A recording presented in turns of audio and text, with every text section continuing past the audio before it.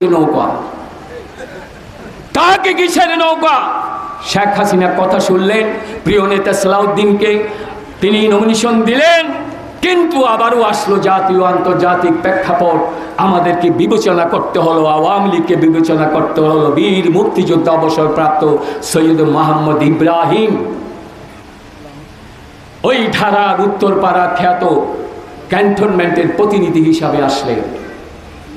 নেত্রী বিবেচনা করলেন, যেই পর্যায়ে নিয়ে গেছে চকরিয়াকে, মহান মুক্তিযুদ্ধে বঙ্গবন্ধুর নেতৃত্বে যেমন দেশ স্বাধীন করেছে, সেই দিনের সেই ছেলেটি সৈয়দ মোহাম্মদ ইব্রাহিম ম্যাট্রিক, ইন্টারমিডিয়েট এবং ক্যাডেট কলেজে প্রথম বিভাগে প্রথম স্থান অধিকার করা মানুষ এবং পাকিস্তানি সেনাবাহিনীতে যোগদান করলেন সেই প্রিয় ব্যক্তিত্ব।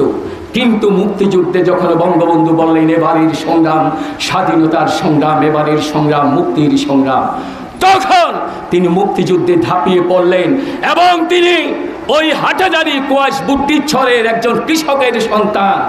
তিনি আখাউড়া থেকে শুরু করে হবিগঞ্জ থেকে শুরু বিভিন্ন প্রান্তরে যখন যুদ্ধ করলেন, এই যুদ্ধে ধারাবাহিক যুদ্ধে সফলতার জন্য বঙ্গবন্ধু সরকার তাকে বীর প্রতীক উপাধিতে ভূষিত করেছিল।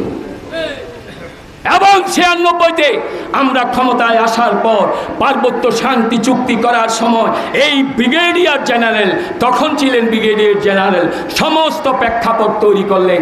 শেখ হাসিনা শান্তি চুক্তি করলেন, ওখানে পাহাড়ি জনপথে বাঙালি হিন্দু মুসলমান এখন বসবাস করে, সবজি চাষ করে, কলা চাষ করে, নানা ধরনের ফলের চাষ করে, সেটা সেই কাজটাই তিনি করলেন।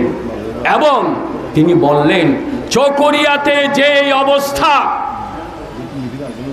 গ্রামের মানুষ থাকতে পারে না, গ্রামের সাধারণ মানুষ, আপনাদের এখানে চিংড়ি ঘেরে জিজিয়া কর বসিয়েছে, জয়ে জয়ে টাকা তোলা, এবং সমস্ত চকরিয়া পেকুয়াতে গরু চুরি সিন্ডিকেট, রাস্তাঘাটে বেয়াদব তৈরি করেছে আর ডাকাত তৈরি করেছে। এই ডাকাত আর বেয়াদবের বিরুদ্ধে আমাদের লড়াই। আপনারা কোন পথ বেছে নেবেন?